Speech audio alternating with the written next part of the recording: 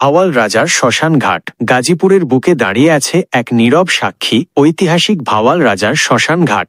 এক সময়ের ঐশ্বর্য আর প্রতাপের প্রতীক এই স্থাপত্য আজ বিস্মৃতির পথে। 1851 সালে ভাওয়াল রাজকালী নারায়ণের সময় নির্মিত এই মঠগুলি, বিশেষ করে রাজত্বের প্রতিষ্ঠাতা মেজ কুমার কৃষ্ণ নারায়ণের উদ্দেশ্যে তৈরি হওয়া সবচেয়ে বড় মঠটি, কালের কঠোরতাকে যেন চ্যালেঞ্জ জানিয়েছিল। চুনসুরকির অসাধারণ ব্যবহার, জটিল নকশা আর কারুকার্যে মঠগুলোর নির্মাণশৈলী ছিল মনোমুগ্ধকর। কিন্তু আজ সেই গৌরব ম্লান, অযত্ন আর অবহেলায় খসে পড়ছে চুনসুরকি, ভেঙে যাচ্ছে দরজা জানালা। চারপাশে নোংরা পরিবেশ আর কিছু পরিবারের অবৈধ বসতি হরণ করছে এর ঐতিহাসিক মর্যাদা। সংরক্ষণের অভাবে আমাদের এই অমূল্য ঐতিহ্য ক্রমশ ধ্বংসের মুখে। ভাওয়াল রাজার শ্মশান ঘাট শুধুই একটি স্থাপনা নয়, এটি আমাদের গৌরবময় অতীতের প্রতীক। একে রক্ষা করা আমাদের ঐতিহাসিক এবং সাংস্কৃতিক উত্তরাধিকার রক্ষার জন্য অপরিহার্য। আসুন সচেতন হই। সরকারি পৃষ্ঠপোষকতা এবং আমাদের সম্মিলিত প্রচেষ্টায় এই অনন্য স্থাপত্যকে আবার তার হারানো গৌরব ফিরিয়ে আনা সম্ভব।